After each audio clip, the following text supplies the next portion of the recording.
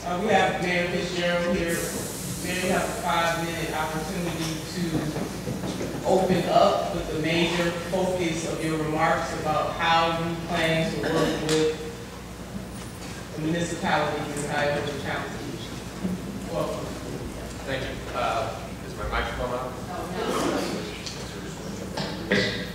Can you hear me now?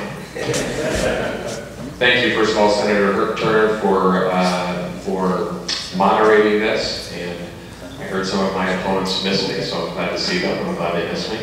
I am here. I was a little delayed through city business. Actually, we're going through our annual process at the City of Lakewood in our CDBG allocations. And I know many of you that are council members know about that process and how important it is.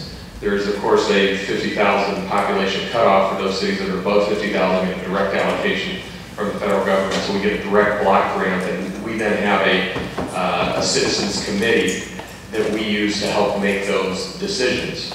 For cities under 50,000, which most cities, of course, in Cuyahoga County are, actually the only ones that are direct recipient cities now are Parma and Lakewood, actually. All the other cities have fallen below 50,000. That means that that portion of CDBG funds that they would ordinarily be entitled to goes first to the county, and then there's a distribution there.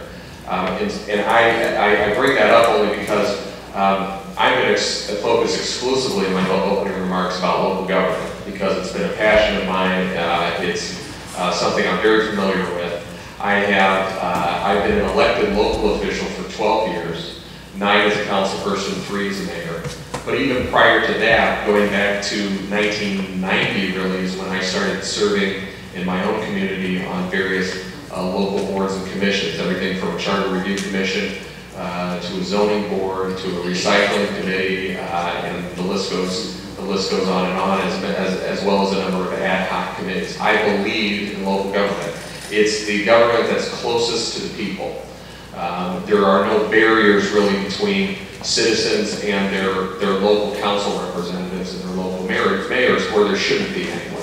And I'm sure as many of you know, there is almost no filter. They can call you at home, and they do. And that's important because it makes sure that you're not in a bubble and you have direct contact with what the concerns are of the city. Now, what can the new county government do to ease the burden of local government? Well, first of all, I'm acutely aware of the financial constraints on municipalities now. And it's no longer, there was one point in time where it was only the poorest of our suburbs and cities that had financial problems. So cities like East Cleveland that have been struggling for years financially face a lot of problems. Those problems have now, we all share those problems. I've had to reduce costs in my city just since becoming mayor by over 20%. But it can be done in a rational and an intelligent and a strategic way. So for instance, we are smaller, but one of the things that we did do was we did not cut across the board. There are certain departments that we increased. So we increased the number of police officers in our city by about 15%. And our crime rate in my city has gone down by nearly 20%.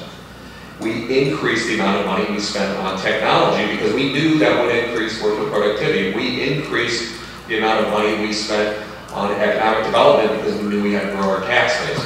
But we drastically decreased, for instance, overtime.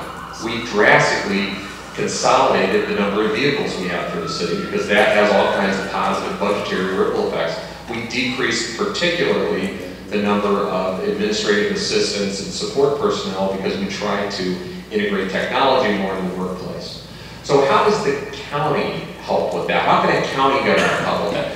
Well, one of the things that is happening, and this group is aware of it as much as anybody is that there's been a lot of talk about regionalism, but it's really been happening between the cities. The county, unfortunately, has not played the leadership role it could be in creating what I call service platforms of shared or regional services.